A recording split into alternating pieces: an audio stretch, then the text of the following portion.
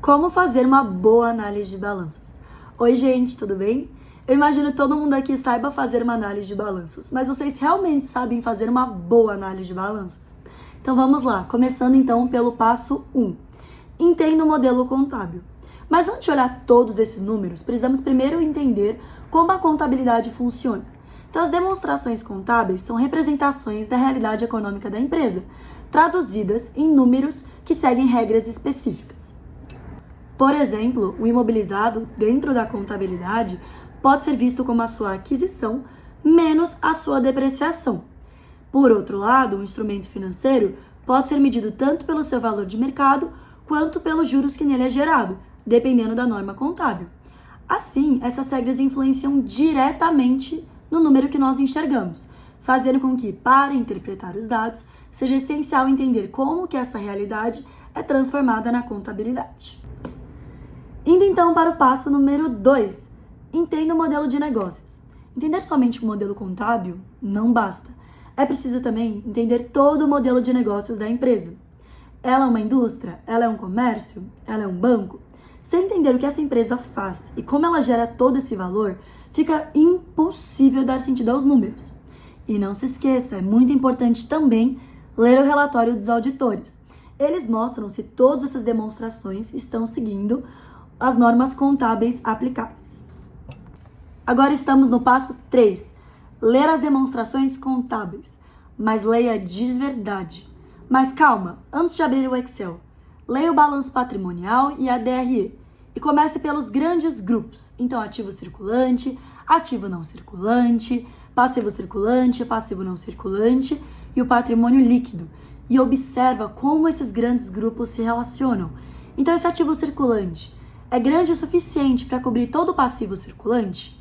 O imobilizado poderia ser talvez muito grande perante a todas as dívidas da empresa? O patrimônio líquido poderia ser muito pequeno? E todas essas relações vão te mostrar como essa empresa se organiza financeiramente. Bom, e depois de tudo isso, aprofunde-se um pouco mais. Então, dentro do ativo circulante, teria muito caixa, muito estoque, muitas contas a receber?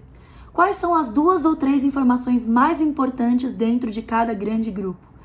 E assim você vai conseguir perceber quais são os principais riscos e movimentações financeiras dentro dessa empresa. Passo 4.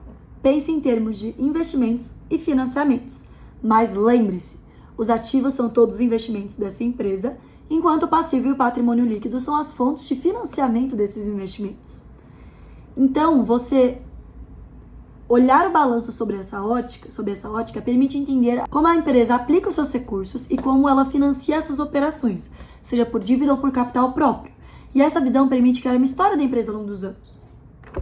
Passo número 5. Interprete a DRE, ou a demonstração do resultado do exercício.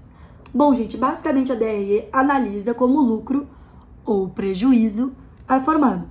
Então, como essa receita evoluiu ao longo de todos os anos. Quais são as principais despesas e os principais custos dessa operação? Se o lucro operacional é suficiente para cobrir as despesas financeiras. Então, analise e foque nos grandes números.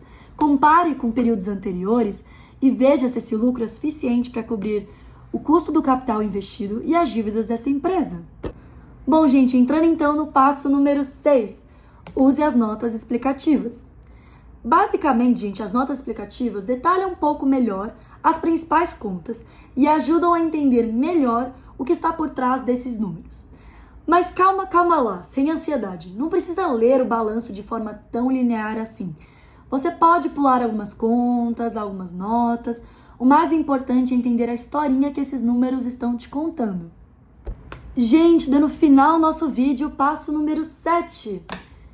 Mas e agora? Bom, gente, agora que vocês já entenderam todos esses números, aí sim vale a pena entrar nos indicadores. E quando eu falo de indicadores, eu falo de liquidez, rentabilidade, endividamento, etc. E esses indicadores servem somente para complementar tudo o que você já entendeu na sua leitura.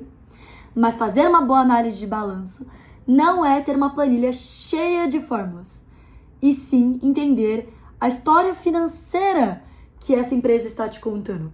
Então, tudo que ela investe, tudo que ela financia, como ela gera o seu valor. E é isso, gente. Muito obrigada por terem assistido o nosso vídeo. Beijão a todos!